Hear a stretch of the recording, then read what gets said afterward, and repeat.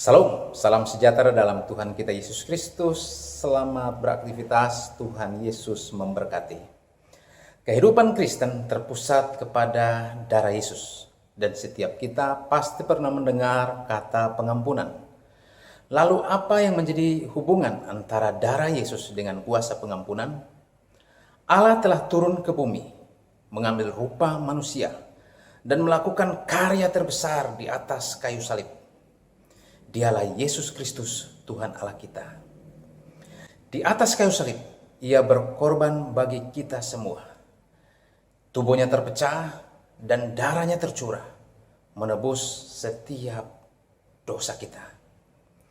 Mengampuni setiap pelanggaran kita, menyembuhkan setiap sakit penyakit kita, melepaskan segala belenggu, dan mematahkan setiap kutuk.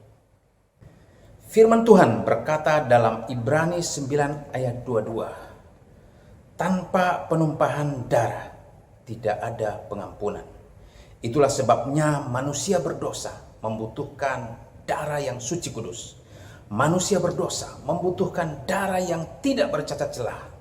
Manusia membutuhkan darah Yesus Kristus.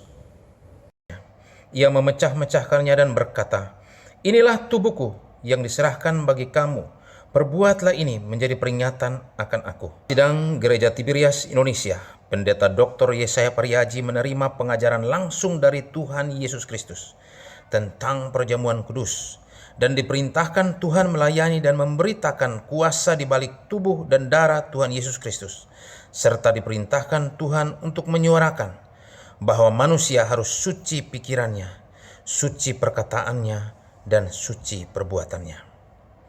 Pada saat kita ambil bagian dalam perjamuan kudus, kita terima tubuh dan darahnya. Kita menyatu dengan Tuhan. Kita di dalam Tuhan dan Tuhan di dalam kita.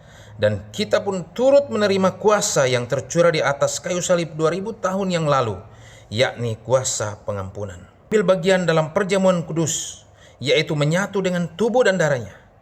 Kita mengingat karyanya yang ajaib, menerima kuasa di dalamnya, termasuk kuasa pengampunan. Sudah selayaknya kita juga hidup dalam pengampunan.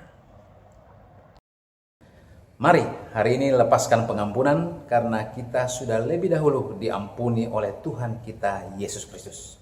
Kuasa darahnya telah mengampuni kita dan kita pun hidup mengampuni banyak orang. Sukses buat saudara. Tuhan Yesus memberkati.